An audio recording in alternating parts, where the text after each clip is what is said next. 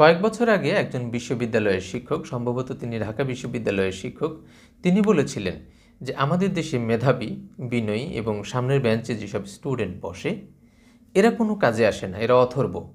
এরা লেখাপড়া করে, একটা চাকরি করে, এরপরে শেষ। কিন্তু কাজে আসে কারা? কাজে আসে তারা যারা ক্লাসে পেছনের বেঞ্চে বসে, রাজনীতি করে, মারামারি করে, যারা নিয়মিত লেখাপড়া করে না, আমরা যাদেরকে অথর্ব মনে করি, তারাই মূলত দেশের কাজে আসে, সমাজের কাজে আসে। কিন্তু জুলাই বিপ্লবে যেটা ঘটল প্রমাণ করে দিল ওনার কথাটা সত্য না, ওনার কথাটা সঠিক না, উনি ভুল বলেছেন। আসলে দেশের দায়িত্ব কার হাতে থাকা উচিত? দেশের দায়িত্ব অবশ্যই মেধাবীদের হাতে থাকা উচিত। দেশের দায়িত্ব অবশ্যই বিনয়ী, ভদ্র, নম্রদের কাছে থাকা উচিত। যারা লেখাপড়া করে, নিয়মিত ক্লাসে থাকে, তাদের হাতেই থাকা উচিত। কিন্তু সবসময় আমরা দেখেছি আমাদের দেশের দায়িত্বটা চলে যায় ডাকাতের হাতে। ফলে